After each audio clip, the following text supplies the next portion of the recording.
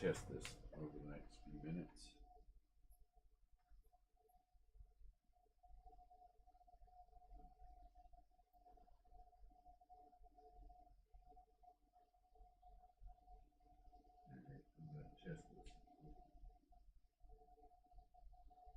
Alright, apparently it's all good. So let me go ahead and start here. So let's take a look at this problem, and it says air steadily flows through the variable airy pipe like this picture below. Determine the flow rate if the viscous and compressibility effects are negligible. Viscosity gives rise to losses. So if you're not considering viscous, you're not considering losses, and you can use Bernoulli's equation. And basically you can write along a streamline like so.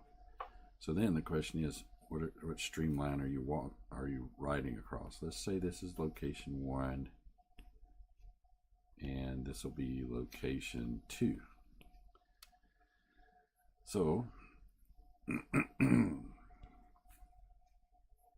let's list P, Z, and V on location 1 and on location 2. Now, what I really should do, well, I guess I'll just do it this way first. I'll pick my datum right here, and therefore that gets you nothing. So at 1, by the way, this is 1, looks funny, but that's 1, V1.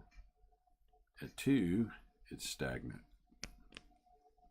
So here I'll just put P2, and I'll just put P1. Now I'll address the difference between P1 and 2 through this manometer in a second. So what I'll do, I'll just go in and use these things to work my way through here. Plus, okay, 0, 0, and 0. So I get rho V1 squared over 2 and P2. So I guess what I could do is put P2 minus P1 is equal to rho V1 squared over 2, and then take a momentary break holding this out. And in the momentary break, I'll run over here and I'll say, okay, I'm going to take P1 and P2. Now what I'm going to do is I'm going to cross the flow. Now technically, okay, it's legitimate that you should argue this point, but technically I should have put it right over the top of that tube. Then what I could do is now I could basically go down through here. Now the key is the air is going straight left to right. I have a perfect connection. I don't have any bumps here, any sort of bad things happening there. So I can go through this and hit this point. So essentially, I can start at P1 plus, okay, this is true, gamma 2 to air times some distance, I'll call it D1. What is D1? D1. And then I'll go down through gamma of water. That distance end up right there, 0.1. And it looks like I'm going to run into things, so I'm going to move this back over here. Then I go down, come back to here, didn't do anything. Now I go up, minus gamma of air times 0.1. then I come all the way back up, minus D1 times gamma air, and I end up at P2. Now, first thing here is, and I think we did this the other day, in which we looked at the density. Now, I don't know why I did that. Density of air at standard air is about, and I think what I did, and I'm going to do it again.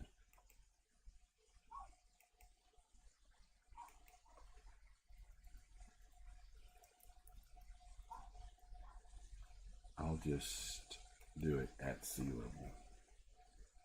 I think I basically picked this up before. 1.225. So it's roughly 1.225 kilogram per meter to the cube. Turns out water is kind of by definition 1,000 kilograms per meter to the third. Now you could argue that this is 1,000 times smaller. Therefore, I could ignore these, say, very small numbers, and it'd be okay to do that. P1 plus 0.1 times gamma of water is equal to P2. Or you could just say P2 minus P1 equals to about 0.1. Now, gamma goes here, not rho, and gamma is again rho times G, or this value becomes 9810 Newton per meter cube. And this is Newton here too. I'm sorry, meter. So, I can take a break here. Now, I can combine these two. Combine this one with this one. And what I can get is 0.1. I'm getting it from here first. 9810. Oh, let me go back and address something here. Hang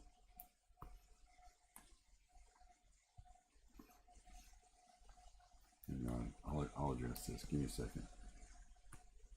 In other words, if this were the density is 1,000 kilograms per meter cube, and the acceleration of gravity is 9.81 meters per second squared, multiplied together gets me that. However, get a kilogram over meter squared second squared, or let's do it this way, kilogram meter to the third meters. Now that's not newtons per meter to the cube, right? Or is it? Because F is equal to NA means that if I hit in here, a newton is a kilogram meter second squared. To me, that's a kilogram, a meter, and a second squared. That in blue becomes a newton, and it's still over a meter to the cube. This is why this is the units like this. Now let me go back to what I was doing. Equal to rho V1 squared over 2. Which rho? We have air and we have water. Well, it turns out that through Bernoulli's equation, we were tracking through here. This is tracking through air. Water only appeared right in here. And Bernoulli's equation was not written through here. So this has to be the density of air, which is that 1.225 kilograms per meter to the 1/3, which is right over here. And believe it or not, this is of water. Why? Because we went through the manometer tube here to get the pressure difference. Again, let me see if I can accentuate this. Bernoulli's equation took place here. Manometer equation took place through here. We both ended up at the same locations, started and ended up at the same location, but one way we went Bernoulli's, one way we went through manometer. Now what we do is combine them together. When we went through the manometer, we ended up going through the water. So we get 0.19810. Bring that 2 over and bring that 1.225 over. And then I got to square root it. That would give me the velocity.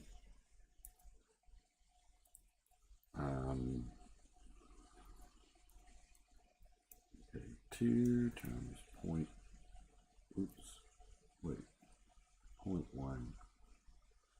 times 9810 over 1.225 gets me about 40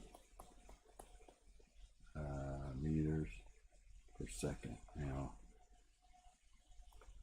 given the fact that maybe I did okay with the assumption of rho is equal to 1.225, that's the big question here. Let's just go and look and see. We may or may not be able to get that answer.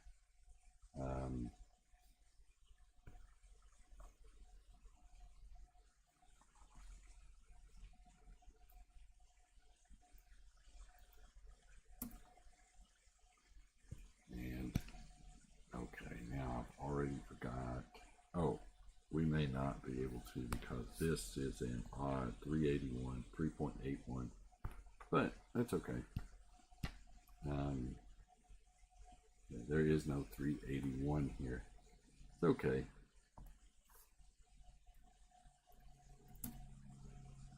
Okay. Okay, come on.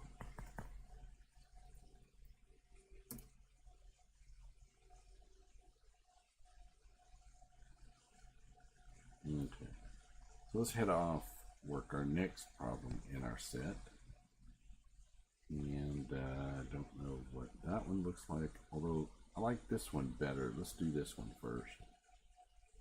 This shows something very, very interesting. The gate is 8 foot wide. And what we want to know, determine, okay, sorry, water flows under the inclined sluice gate right here. Here's the gate. Determine the flow rate if the gate is 8 feet wide. Well, there's a problem here. In fact, there's multiple problems here and multiple assumptions. Okay, so first, let me address this, and then I'm going to fix it. Okay, so the problem is ill-stated. Now, if it's 8 foot wide at the beginning and the top, so what you have is you have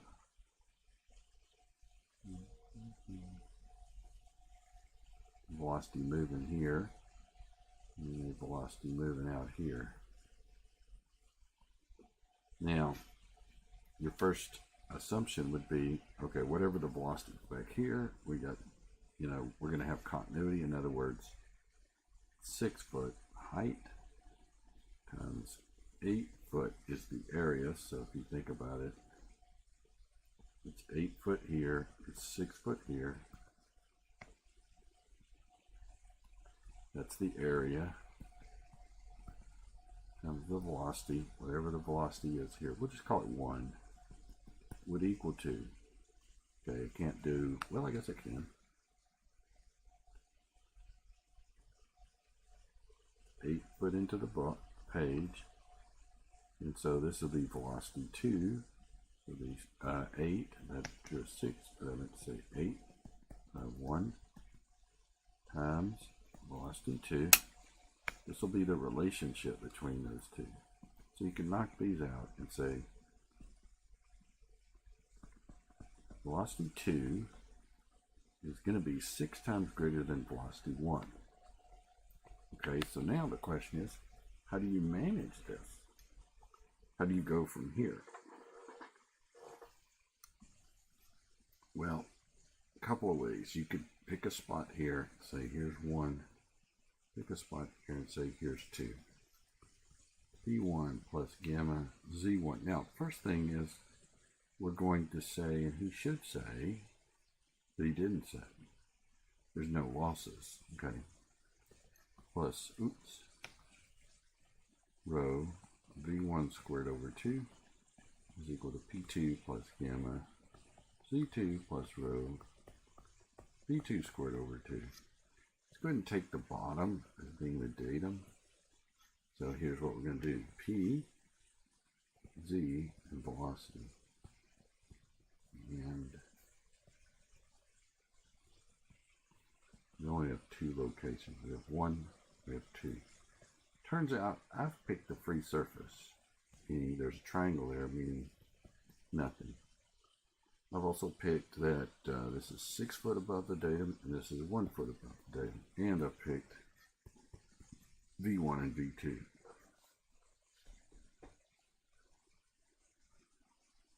Now, you can turn around and put this information from the chart in here, and you can put gamma 6 plus rho V1 squared over 2.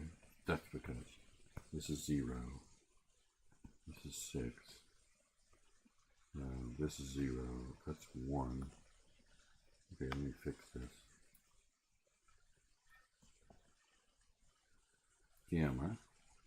I can put the 1 there, but I'm just going to leave it there. Plus rho V2 squared over 2. I can take this to the other side. Now I'll say 5 gamma is equal to rho over 2, because I'm going to take this one over to the other side. V2 squared minus V1 squared.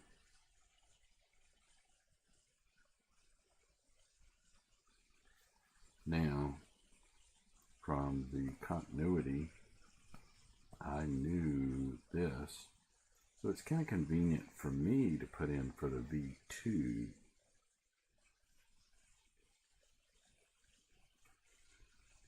So 5 gamma is equal to rho over 2. V2 would be 6 V1, and they both have to be squared. V1 squared. So I got 36 out of here and lose 1. We got 35. V1 squared rho over 2 equals 5 gamma. Now I can take this, put it under there, and so 5 gamma, which gamma is nothing but rho times G over 2. The 2 came over. Then I get my 35. I guess I'll put that at the bottom of this. Then I'll take a square root. Sorry, I got to move the 2 over, put the rho in there. So I got my rho and 35. Have to end up here. The 2 has to end up here, which it didn't. They moved my 5 over. Well, how about that? So again, my rho and 35 ended up underneath. My 2 ended up on top. And this is looking pretty ugly. Okay. And now I can cancel that and that, and I'll get 10 G. Okay, what's the units here? Okay. 32.2 over 35.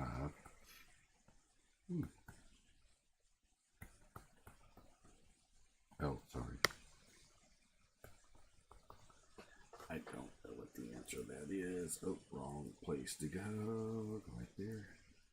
Go here. Okay. Square root of 10. 32.2 divided by 35 gets you somewhere in the neighborhood of about 3. It's about 3. Now, you got to make sure you're indicating which one is 3, whether it's 1 or 2. Turns out it's 1, so I should indicate that as 1. Now the question is, I don't know how he wants the flow rate put. So in this particular case, it's feet per second. But the question is, this is V1, so my area here is 6 times 8. So if I want to know Q, I gotta have A1 V1 equaling to 6 by 8 about 3. Okay. Okay, I'm gonna just take that value times 6 times 8. Did I copy those now? Yeah, 145. 145.89 cubic feet per second. Okay, Q. I have no idea. Okay, this is 3, 112. I guess I'll try to find that answer. So here. Okay. Try that. Yeah, I get it eventually. Okay. 3, 112. Uh-oh, disappeared. 3, 112. I think that was the last one in the back of the book. How did this happen? Oh, okay, here. Okay, so I didn't know I had a highlighter. So then you can change the thickness and the color. That's interesting. I guess I've never messed with this. Let's see.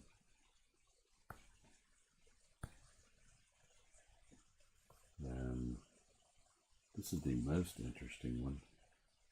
A pen that is 19 points and is color. Whoa, that's pretty cool. But I can just as soon erase it. Never thought about doing that. Okay, so I got the right answer there.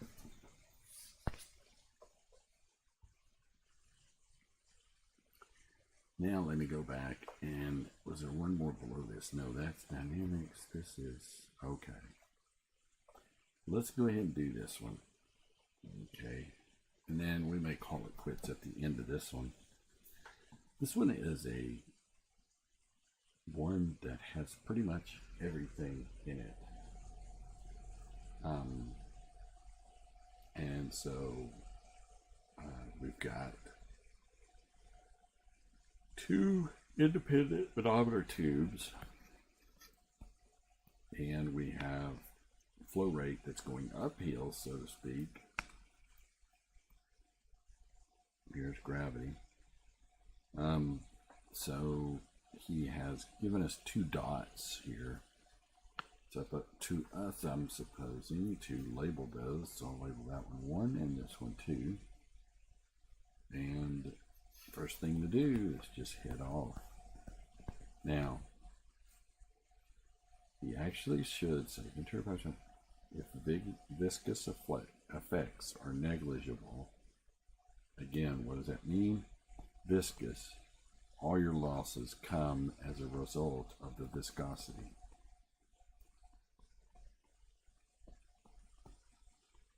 So if this were 0, means there's no losses. And you're good.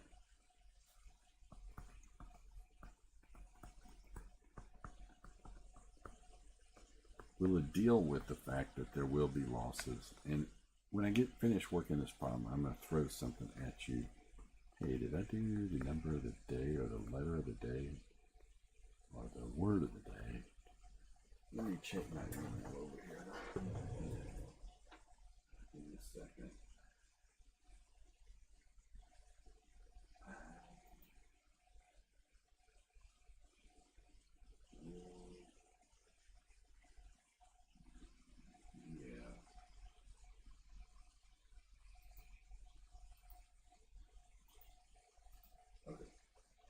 did not do it yet. Let me bring up the string on the other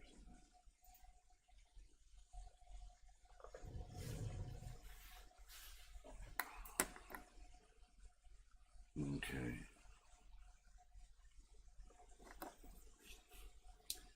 All right. Let's do the word of the day real quick.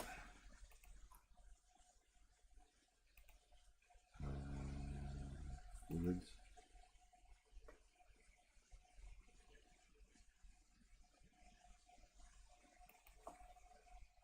Put in your email.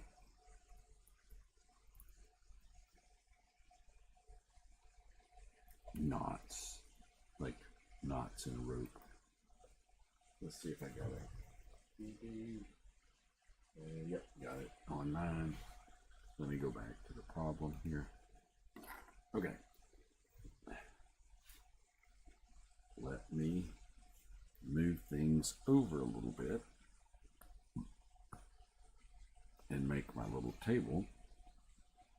1 and 2, pressure, elevation, and velocity.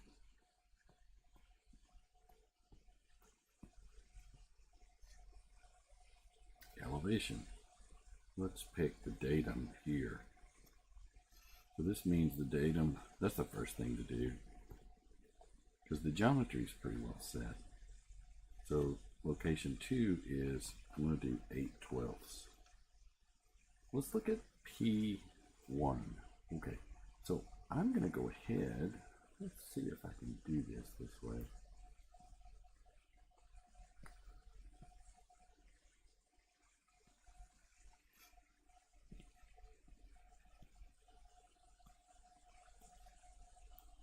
The reason I'm doing this, you'll see in a minute.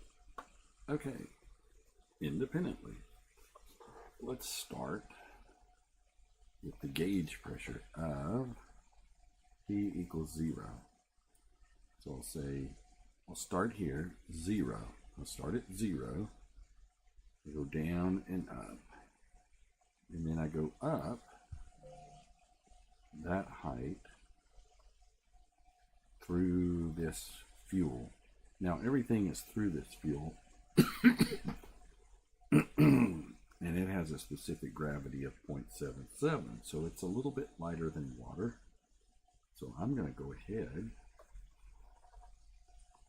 0.77 times gamma of water. And where did I arrive at? I went to there and I arrived at P1. So therefore, P1 is a slight vacuum. Think of it like this. The water's going really fast. If it was a vacuum, it could be sucking the water, or sucking all of this up in the tube. So in fact, P1 is equal to this. Now what I'm going to do, this is why I did this.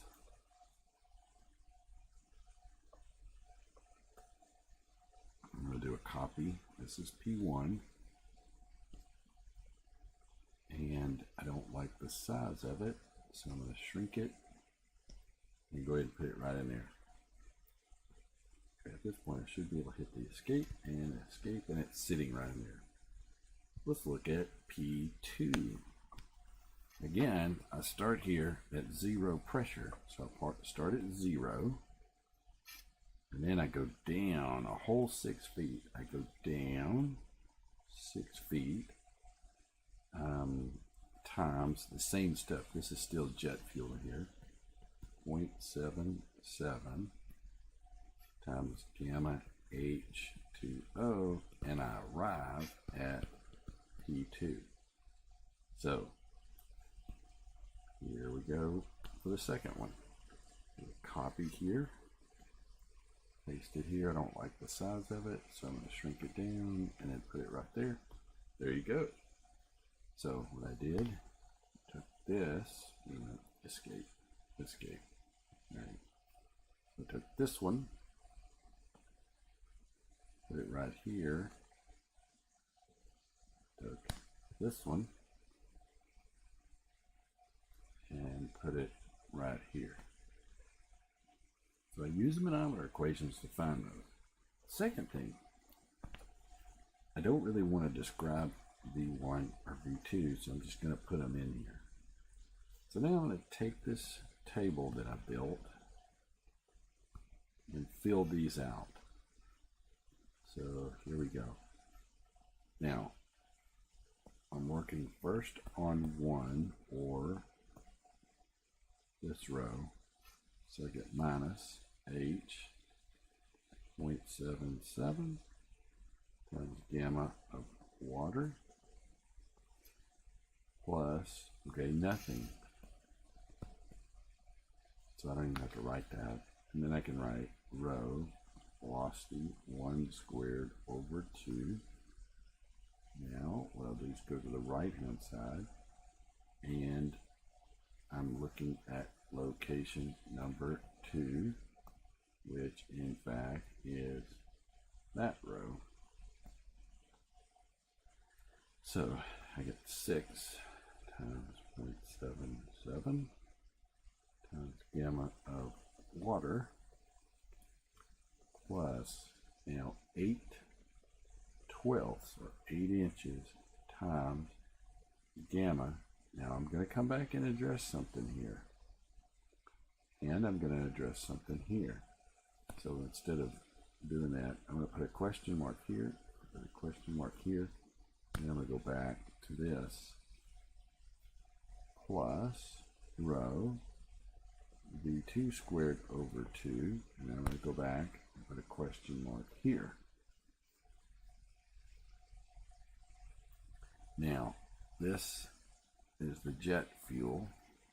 This is the jet fuel. Guess what? Everything happened. I wrote Bernoulli's equation from 1 to 2 through the jet fuel. And so this should be for jet fuel. This should be for jet fuel. And this should be for jet fuel. Now, this went through the manometer, and this went through the manometer. However, Bernoulli's goes through here. Turns out that the fluid that was sitting here, was also jet fuel in both cases. So let me, let's see. One more step might be, let's see, which step do I want to take first? I think I want to clean this up, leave the velocity 1s and 2s here, and then deal with it.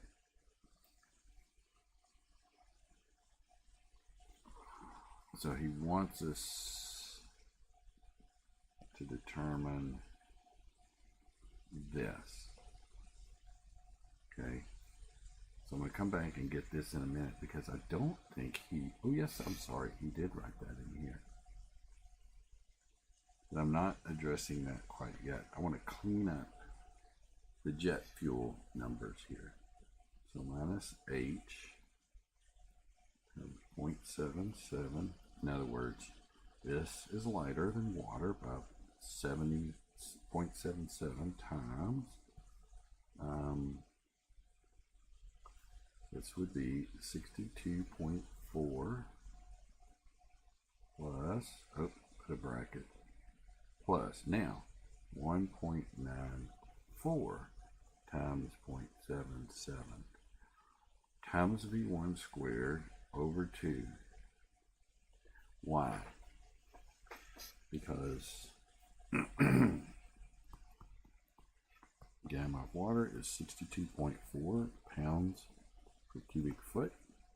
Density of water is equal to 1.94 slugs per cubic foot. And so I go ahead one more step, and that's 6 times 0.77.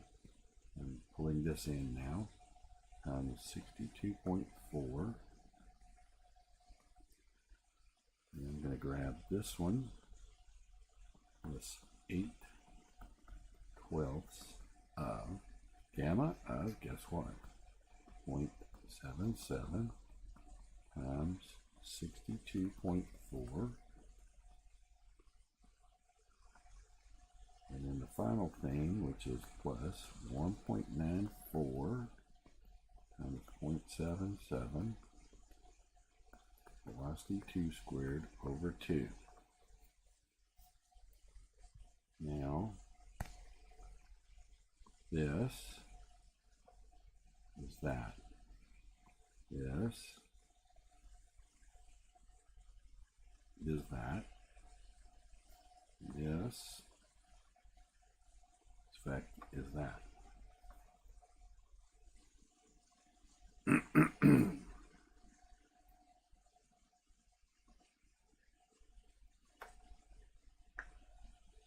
So,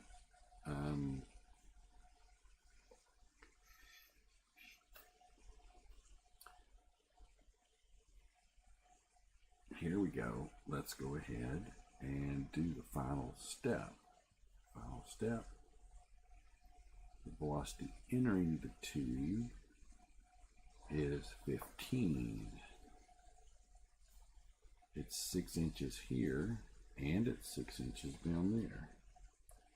So in fact, the velocity 2 is 15.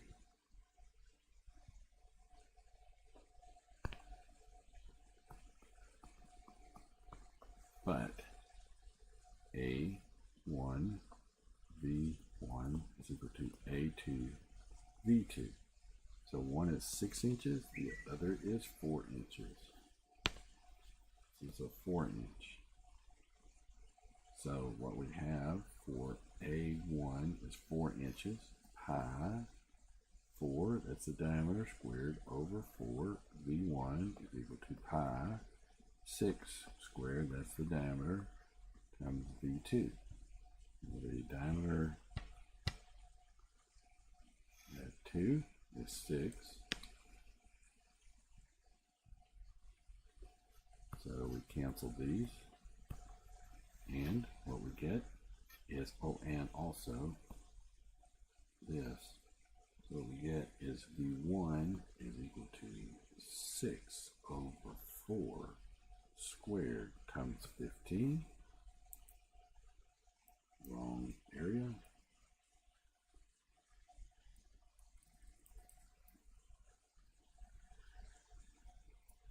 Oops, 15 times 6 divided by 4 squared gives you 33.75.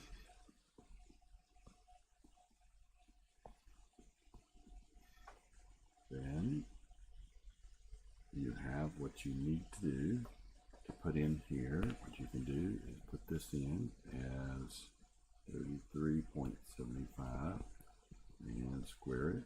Then you put this one in as 15 squared. So now you get minus h.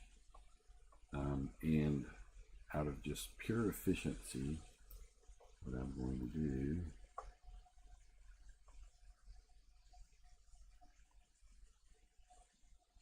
I can tidy this up after I do a copy, and then I can just drop it right here, do a paste, and what I'm going to do,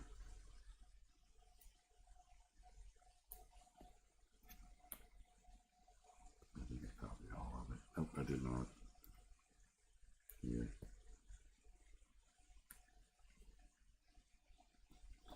And here's what I'm going to do. You know, I can do this.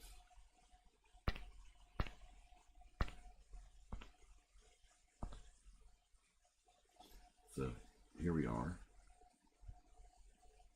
And what I'll do, let's say the V1 was 33.75.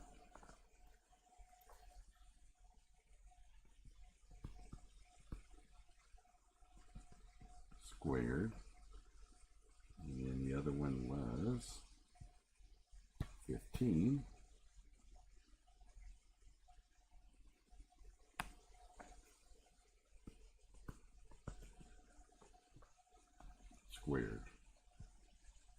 So if you look at this, the only thing you don't know is the H. So you could do this.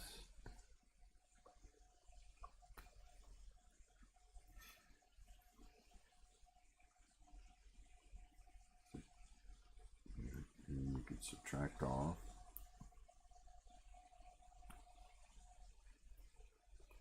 that. Then you could divide all that by that with a little bit of exception there here.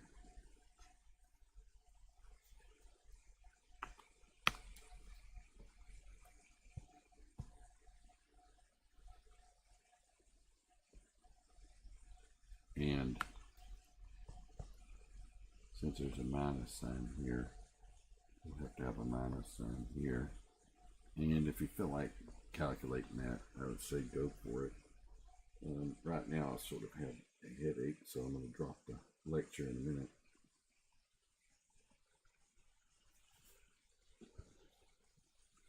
So we've worked through those three problems.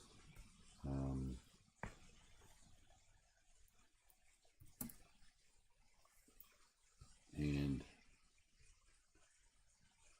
I think we'll call it good for right now.